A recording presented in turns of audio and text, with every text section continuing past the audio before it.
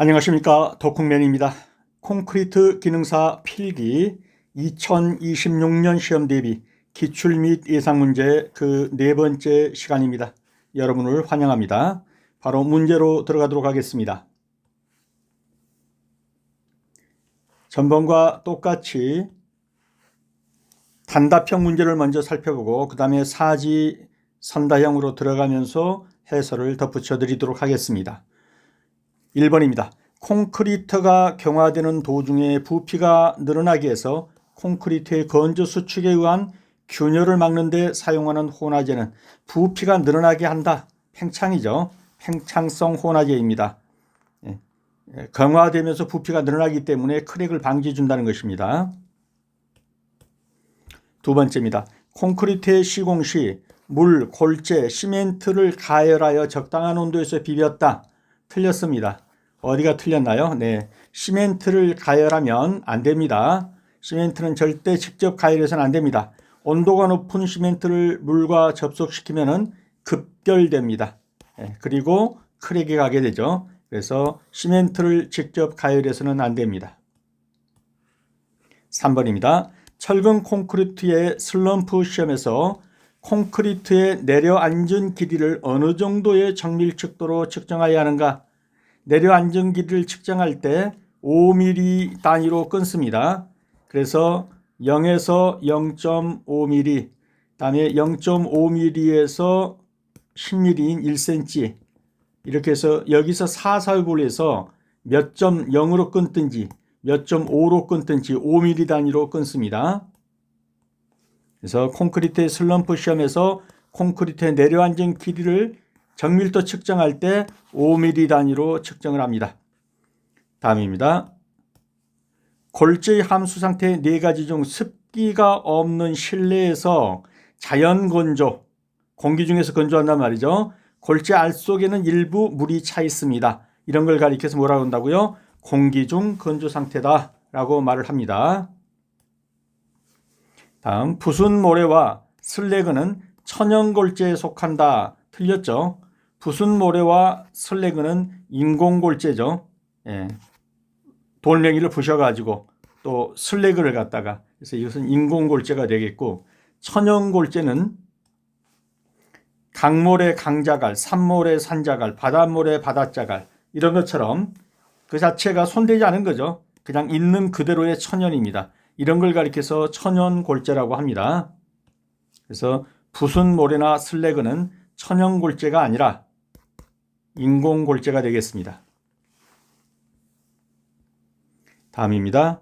일평균 기온이 15도씨 이상이면 보통 포틀랜드 시멘트를 사용한 일반 콘크리트의 표준 습윤 양생의 기간의 표준은 즉 며칠 동안 양생을 해야 되느냐? 표준 양생일입니다.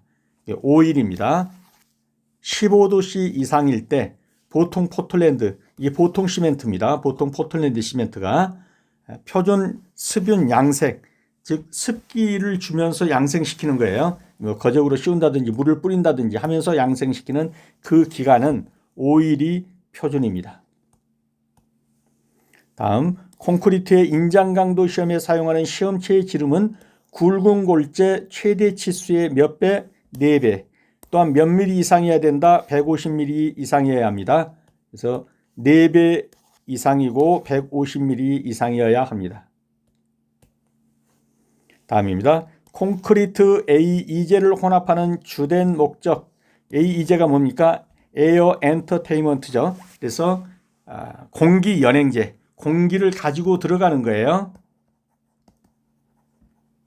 이 주된 목적이 무엇이냐? 동결 융해에 대한 저항성을 높인다는 것이 주요 이유다. 그래서 겨울에 터져버리는 거죠. 얼어서. 이것을 방지하기 위해서 안에 공기를 갖고 들어가면 이것을 방지해 줄 수 있는 공기가 완충작용을 해줍니다. 그래서 동결 융해에 대한 저항성을 높인다. 그래서 AE제는 공기 연행제는 콘크리트 속에 무수히 많은 미세한 공기 기포를 연행시켜서 워커빌리티를 좋게 하고 동결 융해에 대한 저항성을 향상시키려고 사용하는 혼화제입니다. 다만 단점이 있다면 강도가 좀 약해진다 하는 것이죠. 왜? 공기를 많이 품고 들어갔으니까 강도에 있어서는 장기 강도가 좀 약한 것이 단점은 있습니다. 다음입니다. 혼화제 중 용광로에서 나오는 슬래그를 급냉시켜서 만든 가루, 용광로죠. 고로, 이것도 용광로입니다. 고로에서 만들어낸 슬래그. 그래서 로자라도 같이 찾아보면 됩니다. 용광로, 고로. 고로라는 용광로에서 슬래그 미분말을 추출을 하게 됩니다. 그래서 혼화제 중에서 용광로에서 나오는 슬래그를 급냉시켜서 만든 가루는 고로 슬래그 미분말이 되겠습니다. 다음, 시멘트와 물을 반죽한 것을 무엇이라고 합니까? 시멘트 풀이라고 하죠. 그래서 시멘트와 물만 섞으면 시멘트 풀 또는 시멘트 페이스트라고 하고, 시멘트에 물에다가 모래까지 섞으면 몰탈이라고 하고, 시멘트에다가 물에다 모래에다 자갈까지 섞으면 콘크리트라고 합니다. 그래서 이 셋의 차이를 다 알아두셔야 합니다. 시멘트와 물만 섞으면 시멘트 풀 또는 시멘트 페이스트라고 하고, 시멘트 물에다가 모래까지 섞으면 몰탈이라고 하고, 시멘트 물 모래 자갈까지 섞으면 콘크리트라고 합니다. 다음입니다. 콘크리트의 배합에서 골재를 계량하고자 할 때 허용오차. 자, 콘크리트 배합에서 골재 계량 허용오차는요, 플러스 마이너스 3%입니다. 시멘트는 마이너스 1% 플러스 2%입니다. 플러스 마이너스 2%가 아니라 마이너스는 1% 플러스는 2%입니다. 뭐가요? 시멘트가. 그 다음에 혼화제는 지난 시간에 봤었죠. 플러스 마이너스 2%입니다. 이 혼화제도 이렇게 쓰는 혼화제가 있죠. 요거는 플러스 마이너스 3%입니다. 이 제자가 이렇게 쓰는 혼화제입니다. 근데 여기서 이 제자 쓴 건 플러스 마이너스 2%입니다. 그래서 시멘트 허용오차는 마이너스 1 플러스 2%고, 골재는 플러스 마이너스 2%, 혼화제는 플러스 마이너스 2%입니다. 다음, 댐, 하천, 항만 등의 구조물에 사용하는 시멘트로 가장 적합한 것, 고로 슬래그 시멘트입니다. 고로 슬래그 시멘트가 댐, 하천, 항만 등의 구조물에 주로 사용하는 시멘트입니다.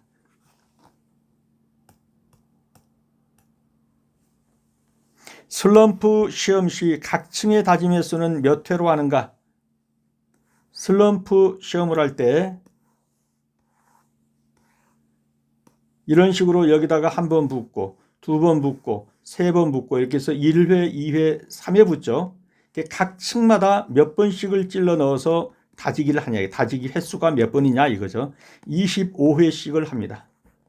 한 번 1회하고 25번, 그 다음에 2회하고 25번, 3회하고 25번. 그래서 총 한다면 곱하기 3이니까 75회를 해야 되는 것이죠. 어떻든 1회당은 25회씩 다진다. 3번이니까 각 층마다 25회 곱하면 총 75회를 다지게 되겠습니다. 다음, 알루미나 시멘트는 혼합 시멘트이다. 그러면 틀렸죠. 알루미나 시멘트는 특수 시멘트입니다. 무엇과 더해서 만든 혼합 시멘트는 아닙니다. 알루미나 시멘트는 이러한 화학 구조식을 가진 건데 함량이 높은 특수 시멘트입니다. 그래서 강도 발현이 매우 빠르고 내열성 및 내화학성이 우수한 것이 특징입니다. 그래서 이것은 혼합 시멘트가 아니라 특수 시멘트가 되겠습니다. 다음, 로스앤젤레스 시험기를 사용하여 하는 골재의 시험법은 무엇입니까? 마모 시험입니다. 이런 데다가 이렇게 철 해가지고 요걸 샌딩처럼 뭐 1분에 100회에서 또는 500회씩이라든가 이렇게 이제 돌리면은 이 시멘트에서 부스러기가 떨어지겠죠. 이 부스러기를 채로 골려서 굵은 부스러기 수를 세는단 말이죠. 그래서 골재를 시험하는 거, 이것을 가리켜서 마모 시험이라고 합니다. 그래서 로스앤젤레스 시험기는 뭐 하는 시험기냐? 마모를 테스트하는 시험기다. 다음, 굳지 않은 콘크리트의 블리딩 시험을 할 때 시험 중 온도는 어느 정도로 유지해야 하는가? 20°-3도입니다. 블리딩 시험이라는 것은 어떤 것이죠? 이렇게 거푸집이 있다 그러면 여기다가 시멘트를 부었습니다. 콘크리트를. 그랬더니 요 위에 이제 물이 뜨는 거예요, 물이. 이렇게 재료 분리 현상으로 위에 뜨는 이 물, 이런 것을 가리켜서 블리딩이라고 합니다. 이 블리드라는 게 원래 피잖아요. 그 블리딩 그러면 이게 피가 유출되는 거예요, 유출. 시멘트가 같이 있어야 되는데 이렇게 유출된 게 물이 위로 떠가지고 요걸 가리켜서 이제 얼마나 뜨나 이걸 가리켜서 이제 블리딩 시험이라고 하는 건데 이때 온도는 20도 플러스 3도의 온도가 좋다. 다음 포틀랜드 시멘트의 주 원료는 무엇이냐? 포틀랜드 시멘트 우리가 보통 포틀랜드 시멘트 일종을 얘기하죠. 우리가 이게 보통 쓰는 시멘트입니다. 포틀랜드 시멘트가 이것은 뭘로 만드냐? 석회석으로 점토로 석회석이 약 80% 점토가 20%는 좀 안 되고요. 여기다가 플러스 석고 지연제입니다. 지연제. 석고 3% 정도를 플러스해 가지고 만든 건데 주요 재료는 석회석과 점토입니다. 그중에서 단연코 석회석이 80% 정도입니다. 자, 그러면 이제 사지선다형 문제로 들어가겠습니다. 이전에 설명드린 것과 똑같이 먼저 화면을 정지하시고 그리고 정답을 찍으셔야 됩니다. 그리고 나서 해설을 듣고 또 다음 문제 똑같은 것으로 반복합니다.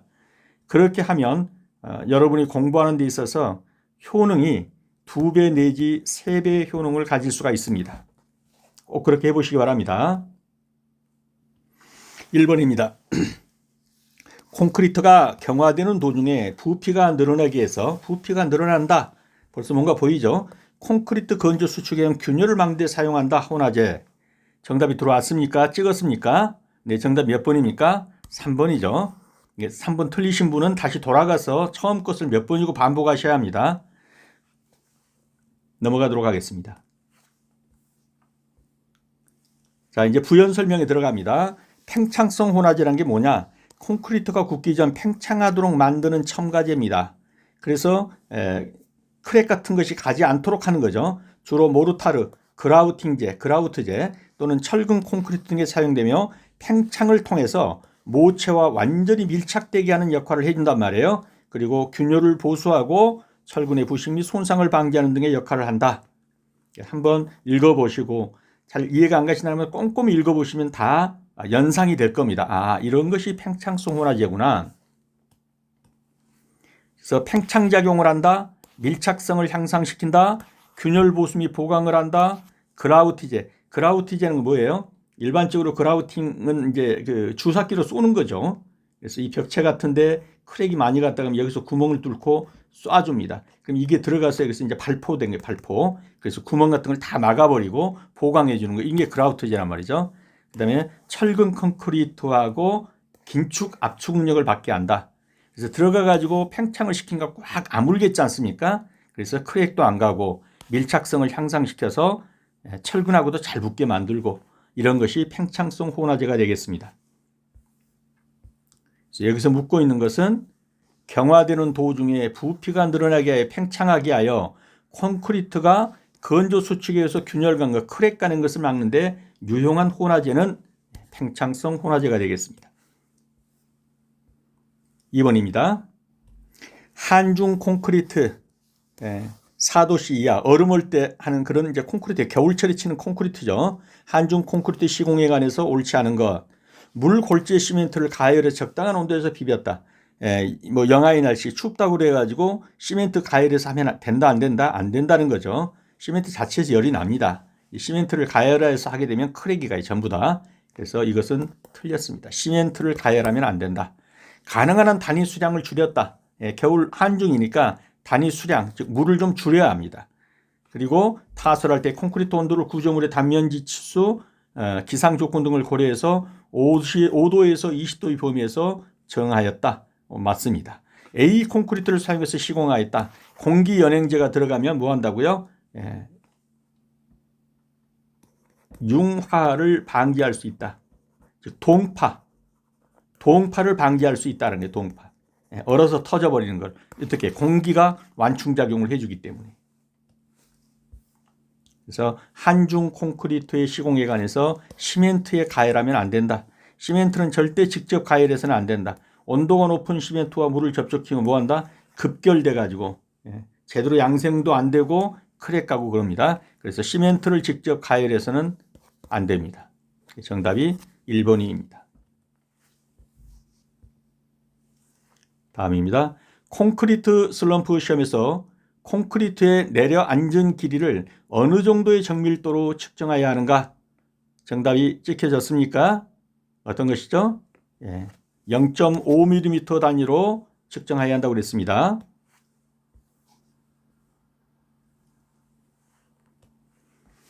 그래서 보시다시피 슬럼프 시험을 하는데 슬럼프 시험, 굳지 않은 콘크리트 반죽, 그 다음에 슬럼프 값이 클수록, 슬럼프 값이 작을수록,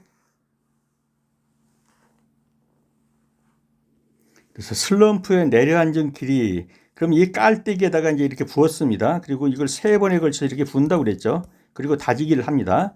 그런 다음에 깔때기를 빼냅니다. 그러면 이 깔때기의 높이에서 여기까지의 높이, 이 높이를 재는데 몇 단위로 끊느냐, 지금 이걸 말하는 겁니다. 그래서 슬럼프 시험은 주로 굳지 않은 콘크리트의 반죽 질기를, 즉 시공 연도하고 워커빌리티를 측정하는 데 사용되는 겁니다. 슬럼프 값이 클수록 어떻다는 거예요? 클수록 유동성이 좋고 무른 상태. 왜냐하면 유동성이 좋으니까 밑으로 쭉 흘러내리니까 이게 크겠죠. 슬럼프 값이. 이해가 되셨나요? 만약 이 값이 적다면 흘러내리질 않고 이렇게 있다는 얘기겠죠. 이 값이 적다면 여기서 여기까지 길이니까. 그러면 이건 무슨 얘기입니까? 반죽이 되다 이런 말이겠죠. 그래서 슬럼프 값이 클수록 콘크리트의 유동성이 좋고 무른 상태를 의미하고, 작업성은 향상되지만 뭐한다? 과도하면 재료 분리가 발생한다. 너무 묽어서 따로따로 놀아버려. 자갈만 밑으로 빻고. 그러면 강도가 저하될 수 있습니다. 슬럼프 값이 작을수록 굳었단 말이에요. 굳었어 이렇게. 흘러내리질 않죠. 그럼 여기서 여기까지가 이 내려앉은 정도가 슬럼프 값인데, 이게 작다는 것은 많이 굳었다라는 거예요. 즉 빡빡하다, 뻑뻑하다. 굳었다라는 표현보다는 뻑뻑하다라고 해야 되겠죠. 상태를 의미하며 강도는 높아질 수 있습니다. 뻑뻑하니까. 그런데 타설하고 다짐이 어렵습니다. 그래서 시공성이 저하된다. 그래서 슬럼프 값이 가지는 의미를 정확히 알아두시고요. 그런데 여기서 본 것처럼 이 슬럼프 값, 여기서 줄어든 이 슬럼프 값을 계산하는데 5mm 단위로 끊는다 이런 말입니다. 문제는. 그래서 슬럼프 시험에서 0.5cm 즉 5mm 단위로 측정한다는 것은 측정된 슬럼프 값을 가장 가까운 0.5cm 간격으로 반올림하거나 조정한다. 쉽게 말하면 이거예요. 했더니 12.2cm가 나왔다. 그러면 0.5cm 간격으로 따르니까 이건 12.0이라고 해야 한다는 거예요. 12.3이 나왔다 해도 하면 어떻게 되죠? 5에서 2.5가 넘으면 올려주죠. 그래서 이건 12.5로 계산한다. 12.7이 나왔다. 그래도 이것은 13으로 가지는 않죠. 12.5로 간단 말이에요. 근데 12.8이 나왔다. 그러면 어떻게 되죠? 13.0으로 간다. 이해가 되셨나요? 5로 끊으니까 0에서 2.5 밑에는 0이 되고 2.5에서 5 사이는 0.5로 표기한다 이런 말이에요. 이게 꼼꼼하게 한번 살펴보시면 이해가 될 겁니다. 그래서 콘크리트의 슬럼프 시험에서 콘크리트의 내려앉은 길이를 어느 정도의 정밀도로 측정하냐? 5mm 또는 0.5cm 단위로 측정을 합니다. 다음 문제 4번입니다. 골재의 함수 상태 4가지 중 습기가 없는 실내에서 자연 건조시킨 것, 골재알 속의 빈틈에 일부가 물로 차 있다. 이런 걸 뭐라고 그랬죠? 공기 중 건조 상태. 넘어가겠습니다. 5번입니다. 천연골재에 속하지 않는 것. 정답을 찍어 보십시오. 몇 번입니까? 그렇죠. 부순모래 설레그는 인공골재라고 그랬죠. 요거는 천연골재가 되겠습니다.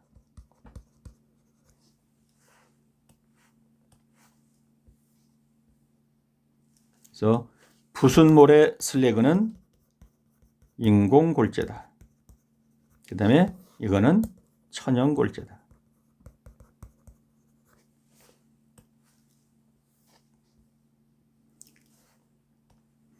다음 콘크리트 휘임 강도 시험에서 공시체가 지간의 4점 제압법에 따라 파괴됐을 경우에 휘임 강도는 몇 MPa, 이 MPa를 뭐라고 읽죠? 메가파스칼입니다. 메가파스칼이냐?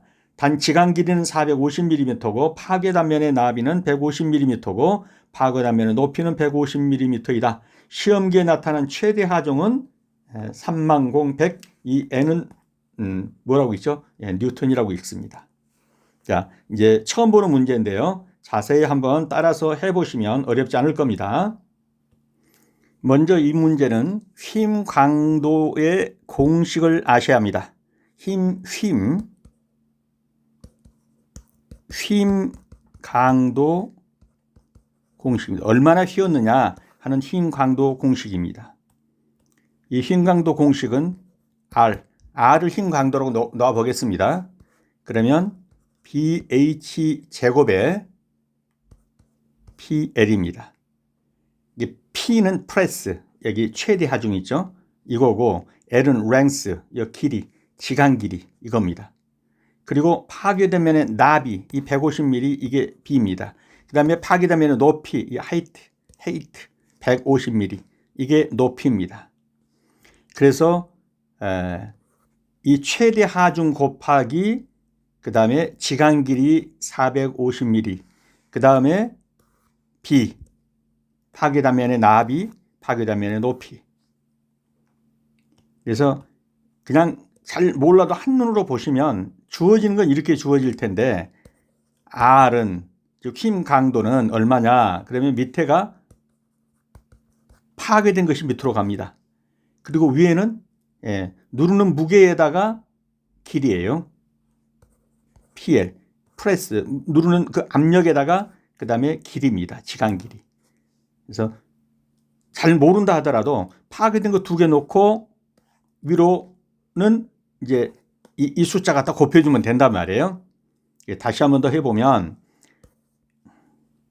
힘 강도는 이 문제가 100% 나온다고 봐야 합니다. 100%입니다. 이런 문제 2문제 정도 나옵니다. 똑같은 문제 비슷하게 해서. 그래서 R 힘 강도는 먼저 파괴된 거 둘인데 하나는 단면의 나비 150mm 곱하기 높이는 제곱입니다. 150mm 제곱. 그 다음에 위로 올라가면 프레스. 뉴턴은 좀 무시해도 돼요. 그래서 30100 3100 뉴턴 곱하기 지간 길이 450mm. 요거 전자계산기로 때리면 여기서 나오는 값이 메가파스칼이에요. 즉 뭐냐면은 이거하고 똑같단 말이에요. 힘 강도를 메가파스칼로 표시를 하니까. 그래서 R이라고 해서 했지만 이제 여기 메가파스칼로 그냥 적어놓고 때려도 됩니다. 그래서 이해가 되셨나요? 다시 한 번 더 살펴봅니다. 즉 메가파스칼 계산하는 것은 R 계산하는 것은 BH 제곱의 PL이다. P는 이 프레스 최대 하중, 그 다음에 L은 랭스 이 길이, 지간 길이, 그 다음에 B는 여기 밑에는 둘 다 파괴된 것이 나옵니다. 파괴된 거. 그래서 150mm 곱하기 단면의 높이, 파괴되는 거 단면의 높이 150의 제곱. 이렇게 해서 계산한 값이 나온단 말이죠. 자, 그렇게 해서 이제 계산한 것을 한번 보도록 하겠습니다. 잘 모르신다 하더라도 이걸 그대로 한번 따라가 보시고 R은 BH 제곱분의 PL이다. P는 프레스고 이건 지간 길이 랭스고 B는 파괴단면의 나비고 그 다음에 H는 파괴단면의 높이 헤이트. 그래서 힘 강도 시험에서 공시체가 지간의 4점 제압법에 따라 지금 이 문제죠. 이걸 계산을 해보면 프레스 30100이죠. 요 30100 곱하기 450 지간 길이 450 곱하고 이걸 나누기 해서 B 값이 150 H가 150 제곱. 그러니까 이걸 계산하면 4.0 메가파스칼이 나온다. 이대로 한번 따라 해보세요. 절대 어렵지 않습니다. 다만 공식이 잘 생각 안 난다 그러면 밑에는 파괴되는 것이 나오는데 하나는 그냥 숫자로 가고 하나는 높이는 제곱으로 가더라. 그 다음에 여기는 프레스에다가 곱하기 랭스 길이를 하는 거더라. 그래서 최대 하중에다가 지간 길이 이렇게 해주면 되는 겁니다. 그래서 이 공식은 외우셔야 합니다. 반드시 나옵니다. 그래서 푸는 것은 한번 풀어보시면 될 겁니다. 다음입니다. 지름 100mm, 높이 200mm인 콘크리트 공시체로 압축 강도 시험을 실시한 결과 공시체 파괴 시 최대 하중이 231kN이었다. 이 공시체의 압축 강도는, 이번에는 이제 압축 강도를 물었습니다. 좀 전에 본 것은 휨 강도였습니다. 이번에는 압축 강도입니다. 그래서 가장 어려운 문제입니다. 휨 강도와 압축 강도가. 더 이상은 그렇게 심하게 나올 만한 계산하는 문제는 없습니다. 그래서 가장 어려운 문제다 생각하시고 정복해 버리시기 바랍니다. 자, 압축 강도 공식입니다. 압축 강도는 최대 하중을 뭘로 나눈 것입니까? 공시체 단면적으로 나눈 겁니다.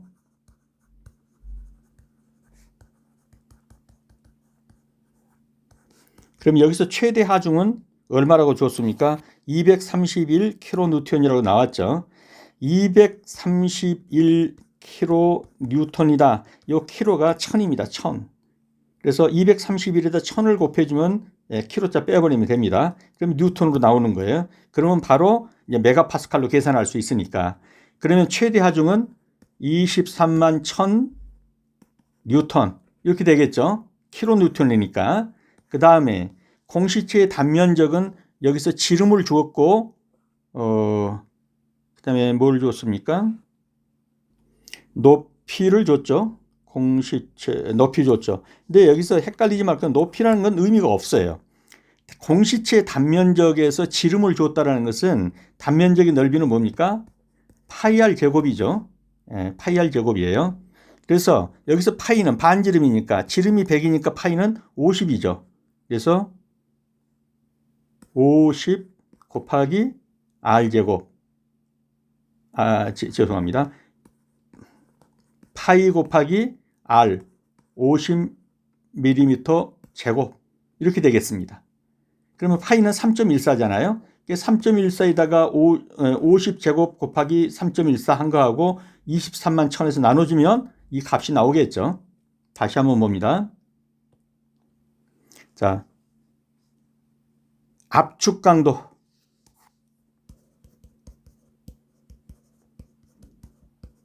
압축 강도는 어떻게 한다고요? 최대 하중을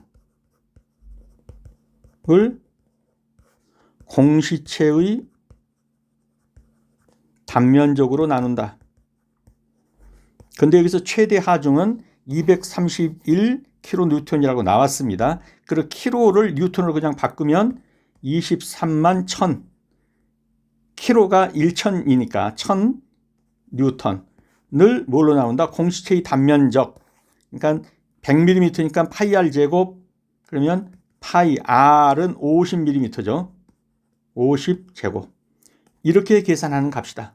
그러면 23만 1000을 파이 r 제곱으로 나누는 겁니다. 이렇게 하면 나오는 값, 이게 뭐냐? 압축 강도라는 거예요. 바로 메가파스칼로 나오는 겁니다. 여러분이 한번 계산기 두들겨 보십시오. 그래서 23만 1000 나누기 파이 r 제곱 하는 것으로 나눠 보시면 나올 겁니다. 자, 그렇게 해서 이제 계산하는 것을 한번 보면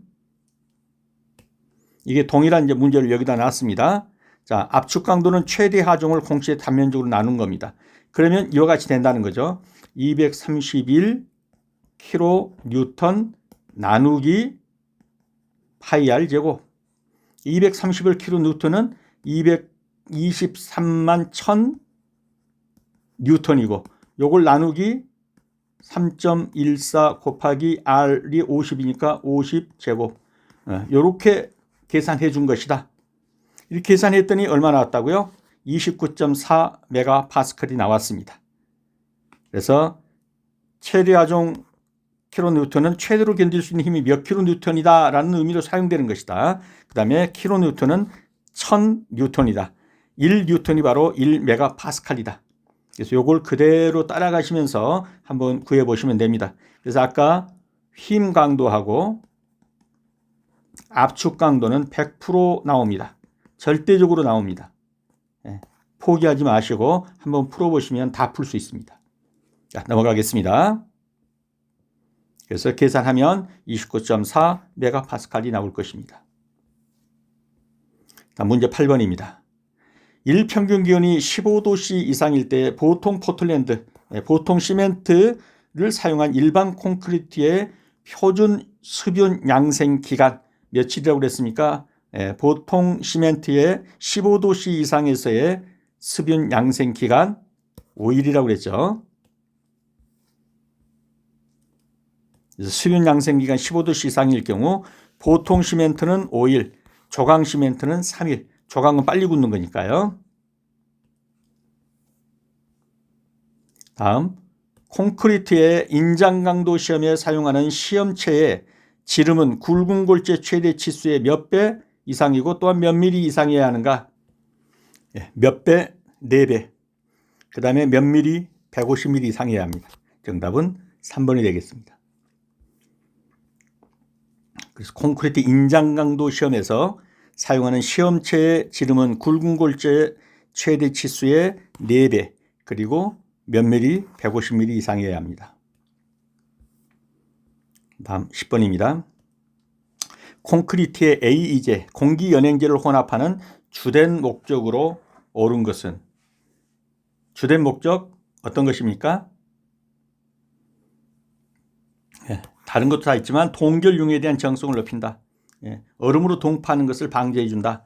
공기가 들어가서 융화작용을 해주는 겁니다. 완충작용을 해주는 거죠.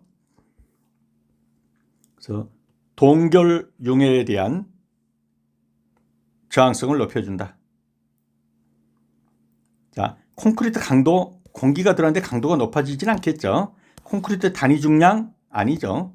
철근과의 부착 강도 이것도 아닙니다. 공기 연행제가 들어가서 그래서 공기 연행제는 콘크리트 속에 무수히 많은 미세한 공기 기표를 연행시켜서 워커빌리티, 작업 능률 좋게 하고 동결융에 대한 저항성 향상시키려고 사용하는 혼화제다. 주요 목적은 뭐다? 동결융에 대한, 즉 동파하지 않고 터지지 않고 양생되도록 하는 겁니다. 이게 AE제를 사용하는 목적입니다. 다음, 혼화제종 용광로에서 나오는 슬래그 로자 나오는 거 찾아봅시다. 뭡니까? 고로 슬래그 미분말입니다. 고로 용광로에서 나오는 슬래그 미분말이 되겠습니다. 그래서 혼화제종 용광로에서 나오는 슬래그를 급냉시켜서 만든 가루는 고로 슬래그 미분말입니다. 12번입니다. 시멘트와 물을 반죽한 것을 무엇이라고 합니까? 답 찍으셨습니까? 몇 번이죠? 시멘트 풀입니다. 그래서 시멘트와 물만 섞었으면 시멘트 풀이고, 시멘트 물에다가 모래까지 섞었으면 몰탈이고, 시멘트 물에다가 모래 섞고 자갈까지 섞었으면 콘크리트라고 합니다. 다음, 콘크리트의 배합에서 골재 허용오차, 골재 허용오차가 얼마라고 그랬습니까?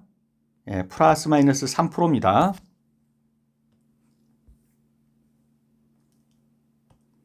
골재 허용오차는 플러스 마이너스 3%고 시멘트는 마이너스 1% 플러스 2%, 혼화제는 플러스 마이너스 2%. 여기서는 골재를 물었으니까 플러스 마이너스 3%가 되겠습니다.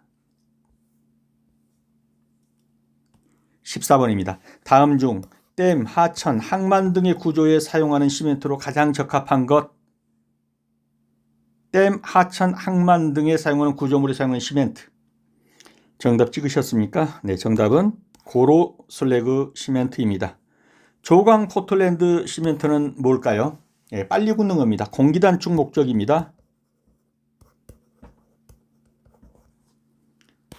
일찍 굳는 거 조강 포틀랜드 시멘트, 공기 단축. 그 다음에 알루미나 시멘트, 이게 특수 시멘트죠. 고열, 열화 이런 것에 견딥니다. 1400도씨에서도 견디는 거예요. 소속경 시멘트, 빨리 굳는 겁니다. 그래서 긴급 보수에 주로 사용되는 겁니다. 근데 고로 슬래그 시멘트는 댐, 하천, 항만 등의 주요 구조물에 사용됩니다.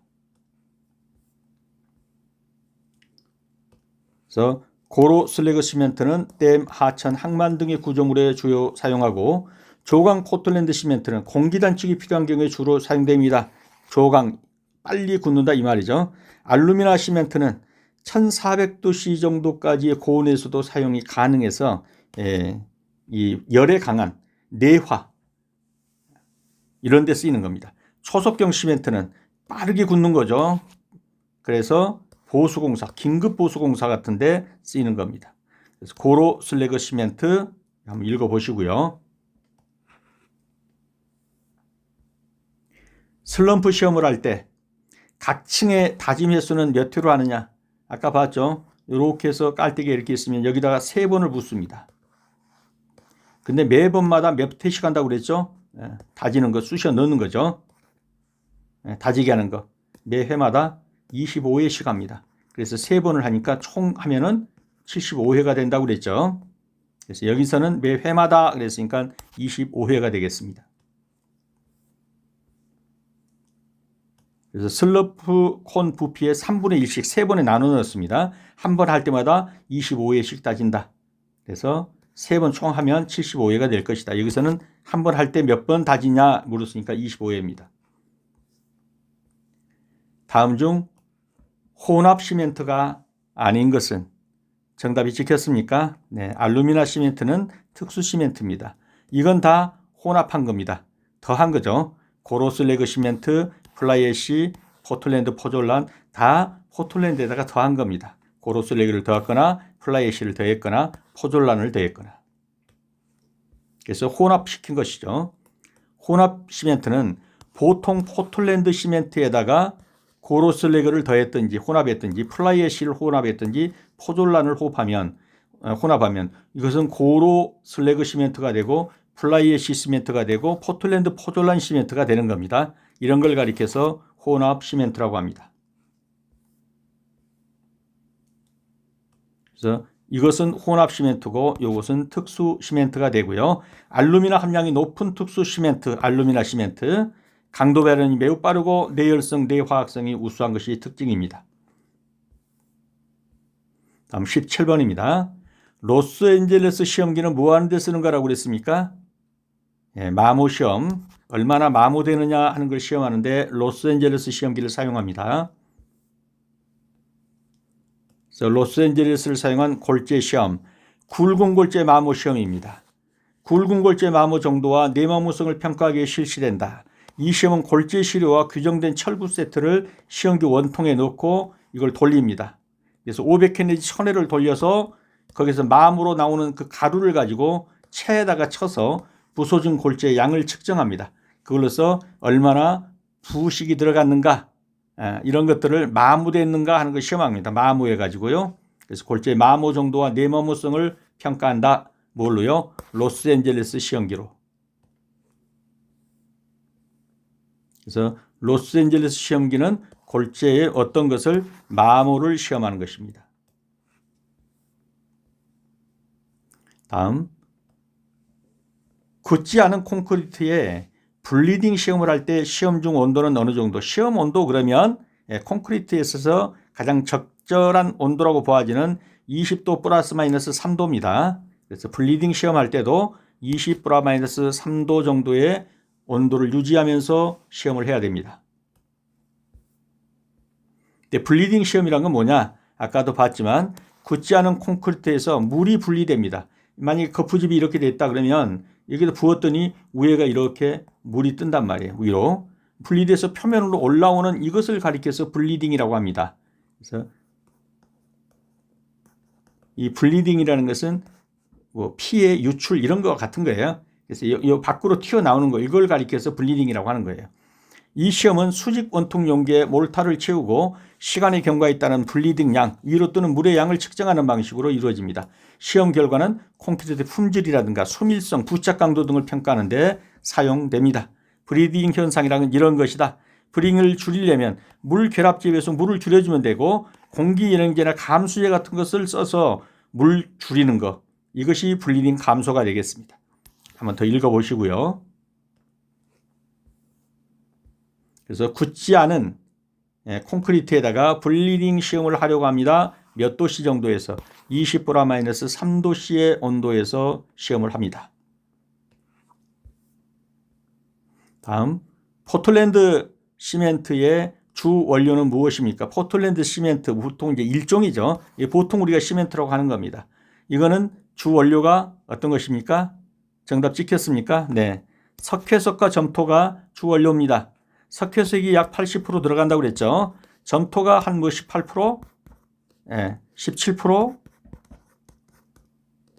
그 다음에 석고가 응결지연제로 약 3% 정도 이렇게 들어갑니다. 그래서 주 원료는 석회석과 점토가 되겠습니다. 그래서 포틀랜드 시멘트 일종의 주 원료는 석회석이 약 80%, 그 다음에 점토, 최종적으로 클링크에 석고가 약 3% 들어가서 응결지연제로 쓰이게 됩니다. 주 원료는 석회석과 점토가 되겠습니다. 20번입니다.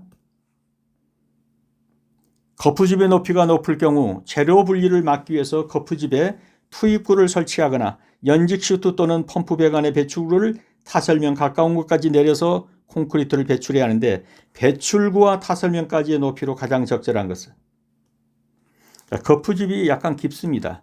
그럼 높은 데서 떨어뜨리면 재료가 중력으로 해서 무거운 것은 밑으로 깔아앉아 버리고 이렇게 되겠죠. 그래서 너무 높으면 안 돼요. 이게 이런 식으로 내려온다. 이게 지금 슈트란 말이죠. 슈트. 그러면 이하고 여기하고 여기에 지금 탓을 하려는 높이하고 얘 어느 정도의 간격이 있어야 되느냐 이걸 지금 묻는 거예요. 배출구와 여기서 이제 콘크리트 내려오니까 배출구와 탓을 하려는 면, 타설면까지의 높이로 가장 적절한 것은 어느 정도냐? 1.5m 이하라야 됩니다. 더 높으면 여기서 뿜어져 넣으면 이 중력을 받아서 자갈 같은 거 밑으로 쭉쭉 깔아앉겠잖아요. 그래서 1.5m 이하로 가야 됩니다. 그래서 묻는 것이 펌프 배관의 배출구를 타설면 가까운 곳까지 내려서 콘크리트를 배출해야 하는데 배출구와 타설면, 이 배출구하고 그 타설면의 높이를 1.5m 이하로 해야 된다 이 말입니다. 그래서 배출구와 타설면까지 높이를 어떻게 해요? 1.5m 이하로 해야 합니다. 네. 문제집과 책을 필요로 하신 분은 영상 아래 더보기란에 주소를 클릭하셔서 구입하실 수 있습니다. 수업하시느라 수고 많으셨습니다. 다음 시간에 다시 뵙도록 하겠습니다. 감사합니다.